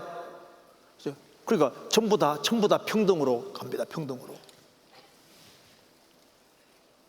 성경에 레위기 19장에 뭐라 했습니까? 레위기 19장에 수염꽃을 손상하지 말아라. 수염꽃 손상하지 말아라. 수염이라는 게 권위 그림자입니다. 이 권위 자체를 인정하지 아니하면요, 성경 자체가 권위가 있잖아요. 이 교회 안에는 질서라는 것이 있고 권위라는 것이 있는데, 그래서 질서 안에서 순종하는 걸 못 배우면은 신앙생활을 배울 수가 없는데, 나는 그런 권위 질서 필요 없다. 나는 내 방법대로 내 멋대로 하겠다. 그게 완전히 속는 사상이라고. 그래서요, 어떤 경우는 이제 콧김이 너무 약해서 구원 받았는데 구원받지 않은 사람하고 똑같이 살아요. 그런 사람이 바로 신앙적으로 잠자는 사람입니다. 그래서 에베소 5장 14절에 그러므로 이르시기를 잠자는 자여 깨어서 죽은 자들 가운데에서 일어나라. 그리스도께서 내게 빛이리라 하셨느니라. 구원을 받은 사람이 죽은 자들 가운데 있잖아요. 죽은 자들 가운데. 구원 안 받은 사람들 가운데 같이 있습니다. 그러니까 구원받은 무리 가운데 있다가 슬슬 빠져나가서 죽은 자들, 구원 안 받은 사람들 가운데 있는데, 잠자는 게 뭡니까? 구원 안 받은 사람하고 똑같이 행동하고 있는 겁니다. 똑같이. 그래서 구원을 받았다고 하는데 구원받지 아니한 사람하고 똑같이 행동하고 살아갈 때 그게 바로 잠자는 겁니다. 그래서 여기 이렇게 정리할 수 있습니다. 영적인 수면 상태, 일단 구별되지 않는 삶이잖아요. 구원받지 아니한 사람하고 똑같이 섞여 살고 있습니다. 그 다음에 어떤 게 잠자는 거냐? 영혼 구원에 대한 무관심입니다. 추수 때 잠자는 사람은 부끄럼 끼치는 아들이라 했는데, 지금 지옥 갈 영혼들이 얼마나 많이 가는 영혼들이 얼마나 많이 있는데 그 영혼 구원에 대해서 관심 없는 사람은 주님 볼 때 영적으로 잠자는 자예요. 그리고 허리에 띠를 띠고 등풀 끼고 서 있으라고 했는데 자기 영적인 위치를 이탈하고 살아가는 것이 그게 잠자고 있는 사람인 거라고요. 그래서 구원을 받은 사람은 분명히 깨어나야 됩니다.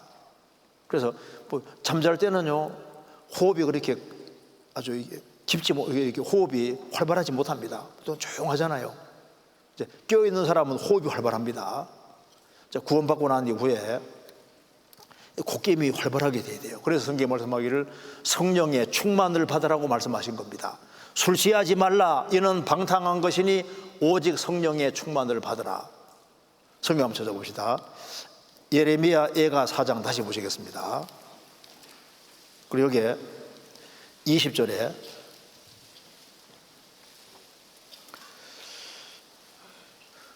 우리의 콧김 곧 여호와의 기름 부으신 자가 저희 함정에 빠졌으며 우리가 저를 가리켜 전에 이르기를 우리가 저의 그늘 아래에서 일국 중에 살겠다 하던 자로다. 여기에 저의 그늘 아래서란 말이 나와 있는데 우리가 누구 그늘 아래 살지를 생각을 잘해야 됩니다.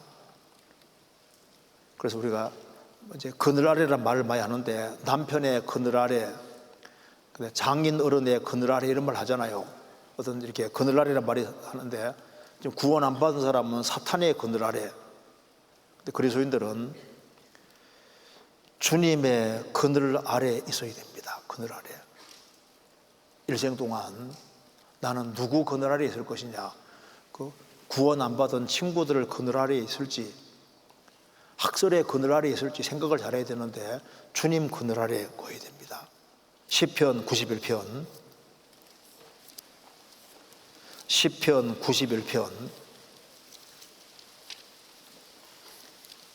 1절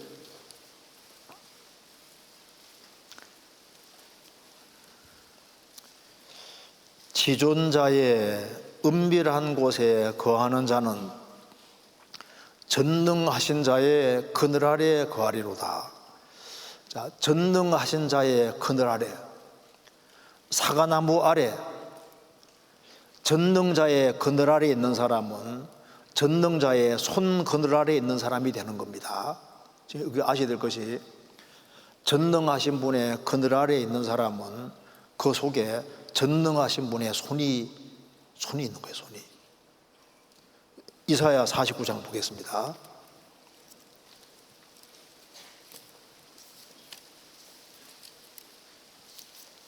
(49장) 2절입니다.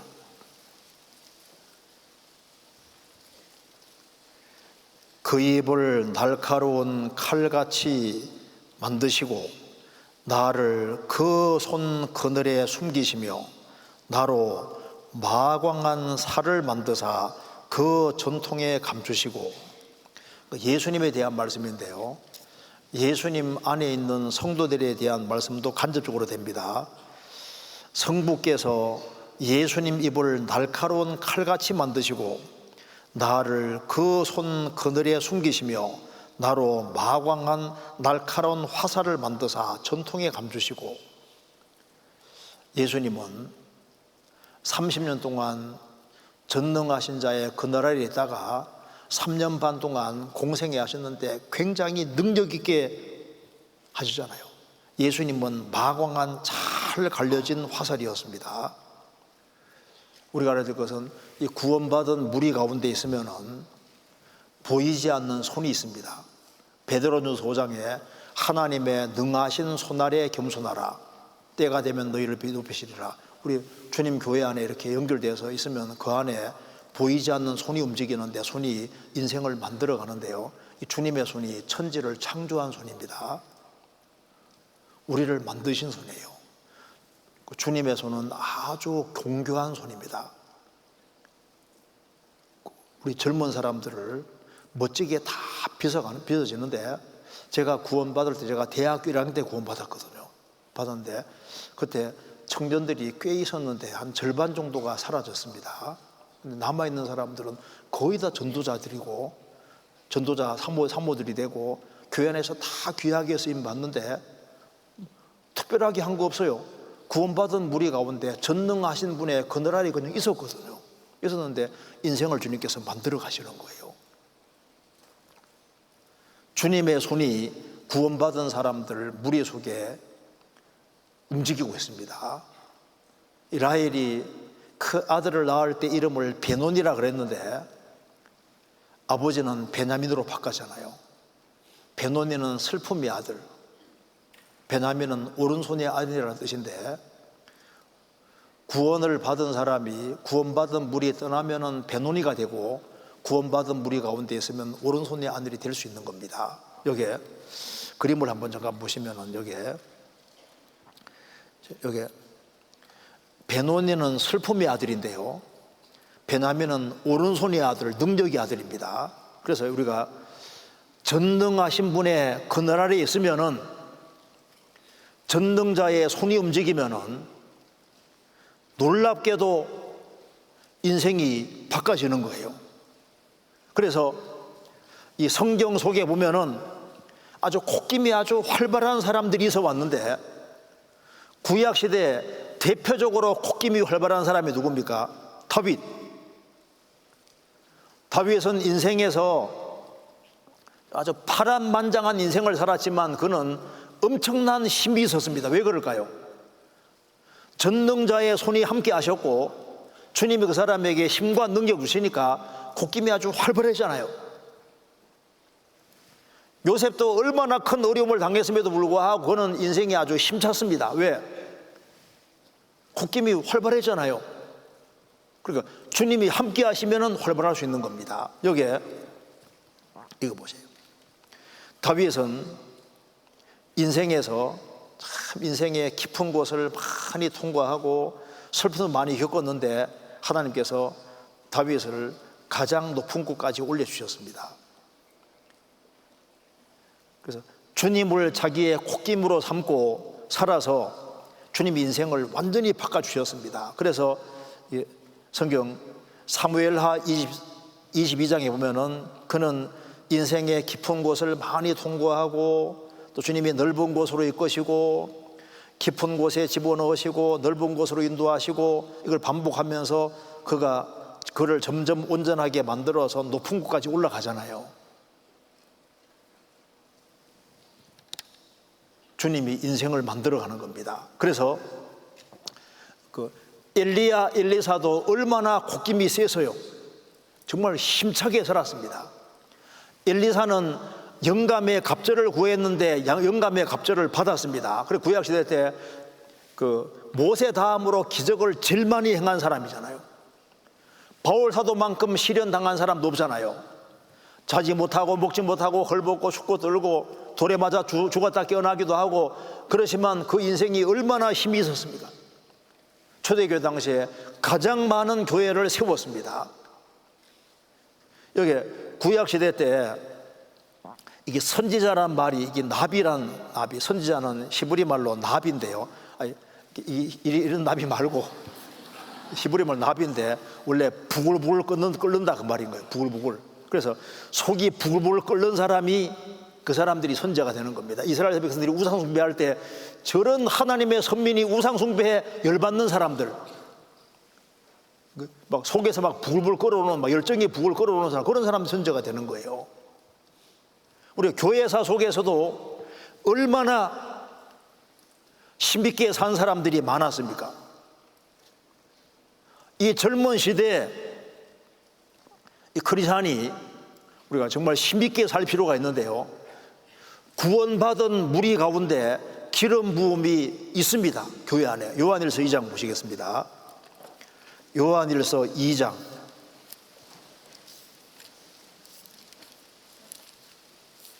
27절.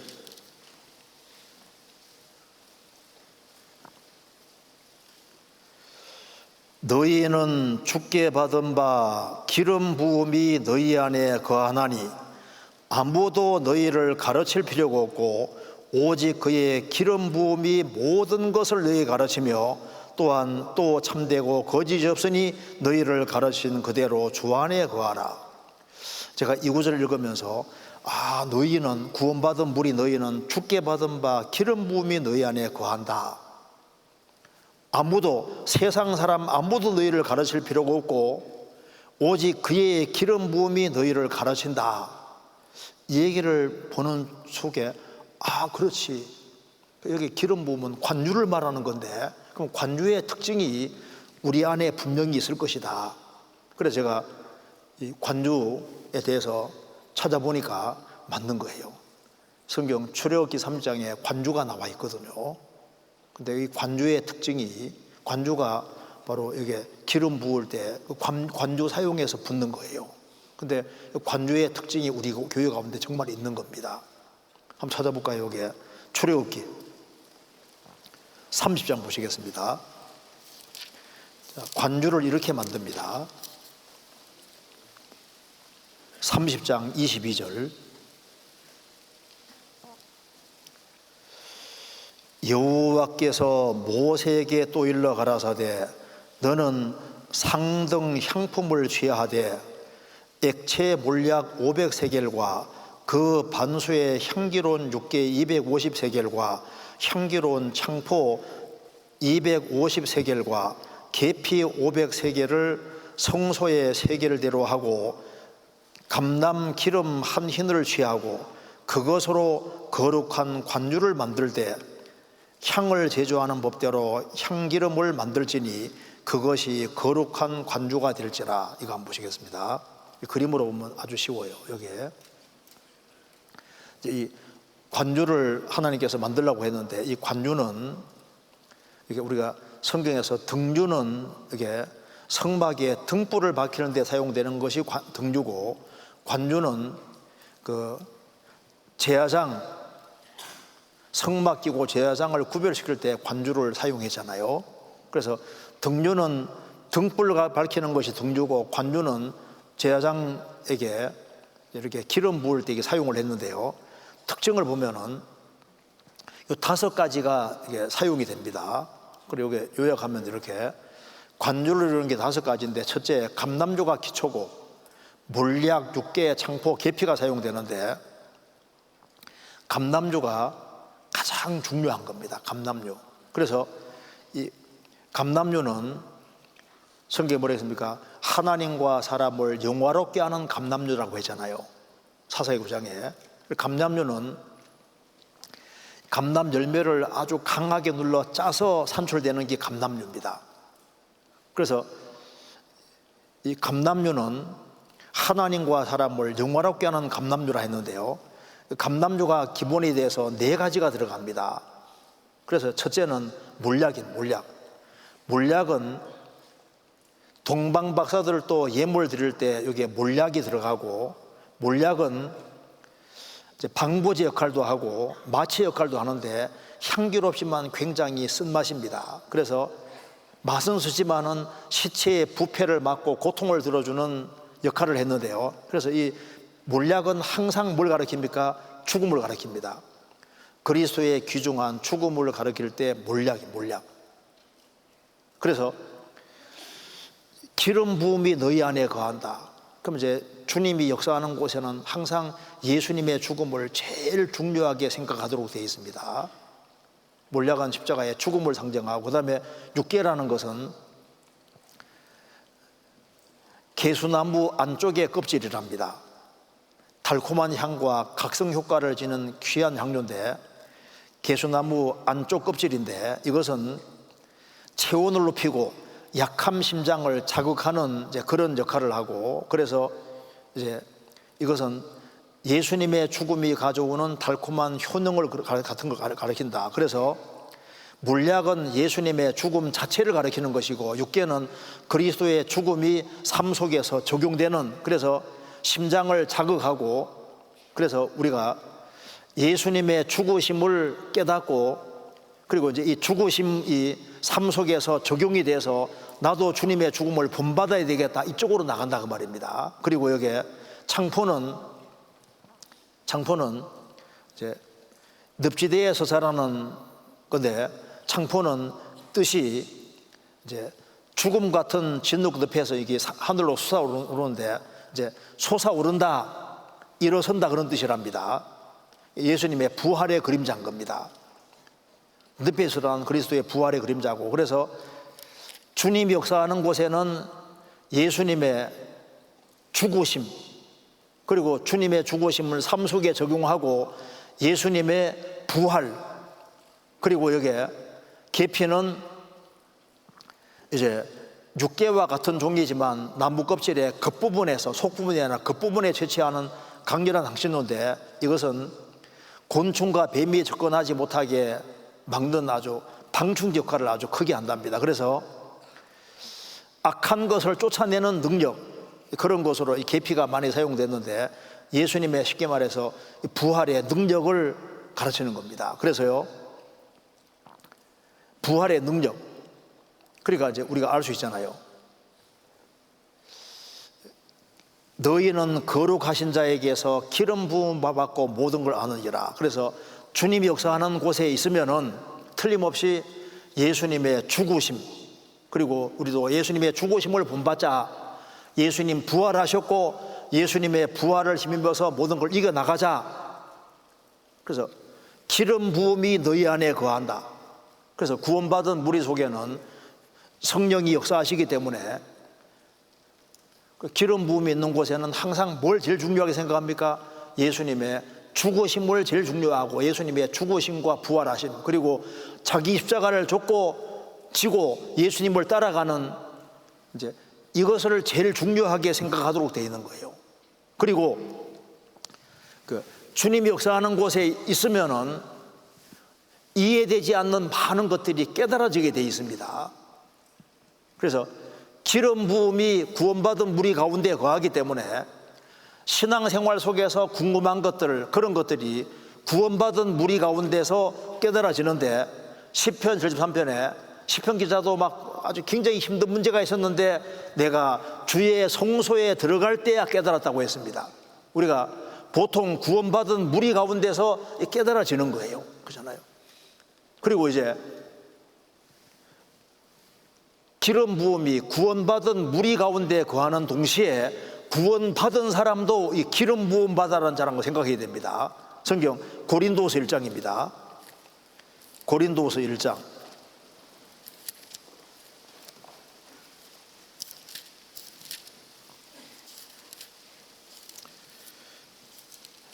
고린도서 1장 21절 22절 같이 읽어보겠습니다. 우리를 너희와 함께 그리스도 안에서 긍휼케 하시고 우리에게 기름을 부으신 이는 하나님이시니 저와 또한 우리에게 인치시고 보증으로 성령을 우리 마음에 주셨느니라. 구원을 받은 사람도 뭡니까? 기름 부음 받은 자입니다. 이걸 우리가 잘 생각해야 되는데요, 구원을 받은 사람도 기름 부음 받은 자다. 그래서 구원을 받은 사람도 기름 부음 받은 자니까, 여기 우리의 기름 부음 받은 자는 영향력을 가지고 있는데, 우리의 콧김 기름 부음 받은 자를 했지 않습니까? 그러니까 구원을 받은 사람도 기름 부음 받은 자이기 때문에, 여기 우리가 잘못하면 어떻게 됩니까? 주변도 같이 망치는 거예요. 그렇잖아요. 그러니까 우리의 기름 부음 받은 자가 우리의 콧김이라고 했는데, 구원받은 사람도 콧김입니다. 그래서 소돔 고모라에 의인 10명이 있으면 소돔 고모라 멸망이 지연되잖아요. 의인 10명 없어서 소돔 고모라 망합니다.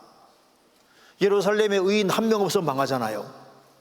그래서 우리 가정에서도 콧김이 누구냐? 구원받은 사람이 콧김인 거예요.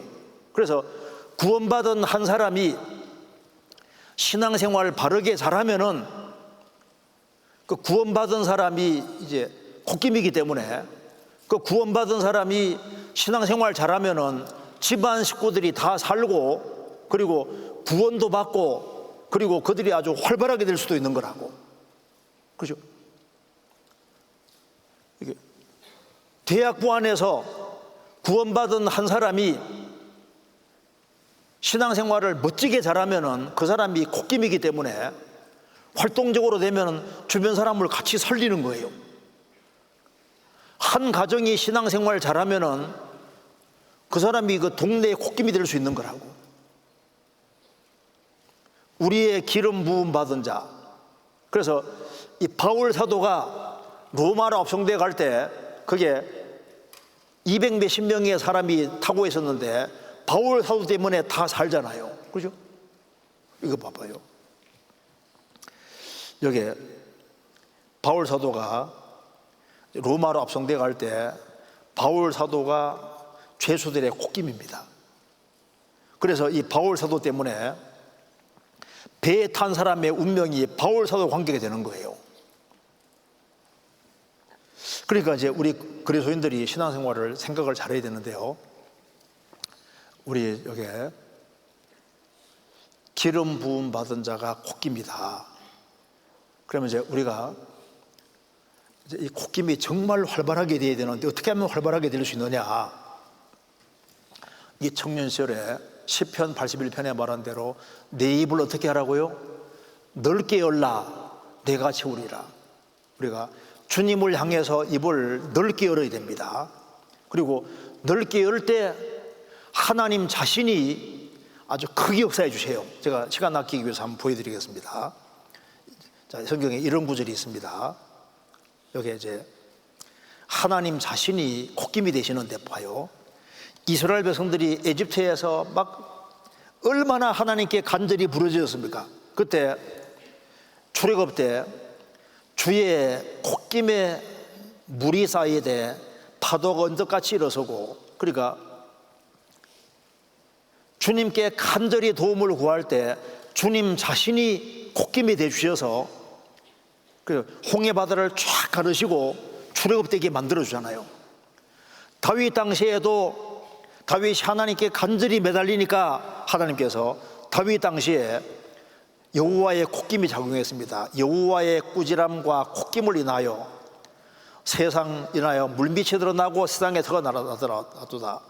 여호와의 꾸지람과 콧김, 여호와의 콧김이라고 되어 있잖아요. 그러니까 하나님께서 아주 강하게 역사해 주시고, 그리고 시스기야 왕 당시에도 아시리아 대군을 멸할 때 여호와의 호흡이 유황계청 같아서 이를 사르리라. 그래서 주님이 한번 역사하시니까 아시리아 대군 18만 5천 명이 한꺼번에 다 죽잖아요. 우리 신앙생활하고 주변 사람의 운명이 연결되어 있습니다. 그래서 이 젊은 시절에 뭘 해야 되느냐? 사과나무 아래에 사는 것처럼 우리는 주님 그늘 아래에 살아야만, 그래야만 우리가 힘이 있는데, 사과나무 아래에서 뭘 먹어야 된다고요? 사과를 많이 먹는 것처럼 이 구원받은 무리 가운데서 잘 먹어야 돼요. 그러면 이제 우리 콧김이 활발하게 되는 겁니다. 여기 한번 보세요. 콧김이 활발하게 된다는 말을 쉬운 말로 바꾸면은 이게 콧김이 활발하려면 어떻게 됩니까? 이 폐와 심장이 튼튼해야 되잖아요. 그게 마음이라고. 그래서 우리의 마음이 전심이 될 때, 우리의 마음이 전심이 되고 일심이 될 때 우리 호흡이 아주 활발하게 되는 겁니다. 그래서 우리의 마음 자체가 정말 간절한 마음으로, 전심으로 하나님을 간절하게 찾고 하나님의 도움을 그러면은 힘이 있어요. 그리고 이제 호흡이 활발해지려면은 공기가 좋은 데 있으면 호흡이 활발해지잖아요. 세상은 너무 혼탁합니다. 그래서 이 젊은 시절에 그리스도인들이 모일 때, 그리스도인 모이는데 적극적으로 모여야 돼요. 그리고 왜 하나님께서 우리에게 힘을 주시냐 하면은 그 이유가 뭘까요? 우리의 콧김을 활발하게 하는 이유가 뭘까요? 여기 욥기 보시겠습니다. 욥기 39장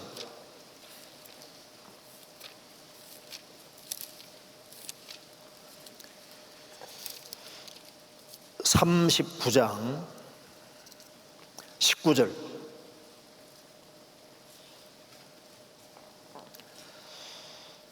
말의 힘을 내가 주었느냐? 그 목에 흩날리는 갈기를 내가 입혔느냐? 내가 그것으로 메뚜기처럼 뛰게 하였느냐? 그 위험스러운 콧소리가 두려우니라. 그것이 골짜기에 서위고 힘있음을 기뻐하며 앞으로 나아가서 군사들을 맞대 두려움을 비웃고 놀라지 아니하며 칼을 당할지라도 물러나지 아니하니. 여기서 말의 힘을 내가 주었느냐? 그 목에 흩날리는 갈기를 내가 입혔느냐? 내가 그것으로 메뚜기처럼 뛰게 하였느냐. 그 위험스러운 콧소리가 두려우니라. 그 말이 힝하잖아요. 콧소리. 그 호흡이 굉장히 큽니다. 잘 달리잖아요. 우리는 위로부터 오는 능력을 받아야 됩니다. 그게 바로 성령의 능력인 거예요. 오직 여호와를 앙망하는 자는 새 힘을 얻으리니, 그 말씀대로 우리가 위로부터 새 힘을 받을 때 이게 말처럼 아주 용감해지는 겁니다. 우리가 구원받을 때는 양이지만은 이제 시간 점점 지나면서 어떻게 됩니까? 말처럼 아주 용감해지고, 그리고 아주 담대하게, 그래야만 우리 호흡이 아주 활발하게 돼야만, 그래야만 국내 선교도 하고 세계 선교도 하고 많은 사람들이 구원을 받을 수가 있는 겁니다. 그렇잖아요. 그래서 주님의 간절한 소원은 우리가 말처럼 되는 겁니다. 말처럼. 그래서 말의 힘을 내가 주었느냐. 그 위험스러운 콧소리가 두려우니라. 그래서 우리는 위로부터 오는 호흡이 바로 루아오 영입니다. 그래서 이는 힘으로나 능으로 되지 않고 오직 나의 신으로 되느니라. 그래서 성령으로 말미암아 우리가 성령의 도우심을 받아야만, 그래야만 역사 이룰 수 있는 거예요. 우리가 이번에 이제 수양회를 앞두고 있습니다. 우리는 산자입니다. 육신의 호흡이 아니라 영적인 호흡이 있는 사람입니다. 우리가 이번에 전대수하는 이유가 뭡니까? 호흡은 지금 하고 있지만은 호흡이 약한 사람, 좀 호흡이 좀 잘 되게 하려고 이거 하고 있는 거예요. 그래서 3박 4일 동안 같이 구원받은 사람 같이 있는 속에서 어떻게 됩니까? 있다 보면 호흡이 조금 강해지죠. 호흡이 잘 됩니다. 그래서 호흡이 좀 잘 되면은 이제 좀 힘이 좀 나니까 어떻게 합니까? 그 힘 가지고 이제 봉사도 하고 전도도 하고 이렇게 해야 되는데, 이번 수양회 때 우리가 최대한 많은 사람을 건져야 됩니다. 지금 여기 구원 안 받은 사람들은 영적으로 죽은 사람들인데 그들에게 주님의 진정한 생명을 넣어줘야 돼요. 그게 이제 그 길은 딱 복음밖에 없습니다. 복음 전해서 구원을 받도록 우리가 최선 다해서 할 때, 그래서 이번에 하기 수양회 때 정말 많은 사람이 구원받을 수 있도록, 그리고 이번에 여기 참석하신 분들 수양회 다 올 거죠? 혼자 올 겁니까? 좀 데리고 와요. 하루라도 데려오면 성공했다고 생각을 하고, 그게 다 전도하는데 계기가 됩니다. 그래서 이번에 좀 많은 사람을 건지자는 그런 마음 가지고 이번에 좀 힘차게 됐으면 좋겠습니다. 같이 기도하시겠습니다. 은혜와 사랑이 충만하신 하나님 아버지, 저희들을 주의 보배로운 피로 구원해 주시고, 또 주님이 우리의 기름 부음을 받은 분이 되신 것을 감사드립니다. 주님이 아니면 우리는 아무 힘도 능력도 없습니다. 주님이 함께 하시는 한 해는 저희들에게도 힘이 있는 줄 압니다. 주님을 더욱 가까이 하며 주님이 주시는 힘으로 힘차게 호흡하며 생을 살 수 있도록 도와주옵소서. 이번에 전대수 모임에 모인 모든 분들 주님이 일일이 함께 해주시고 주 안에서 다 귀하게 쓰임받도록 주님이 함께 해주시고 도와주옵소서.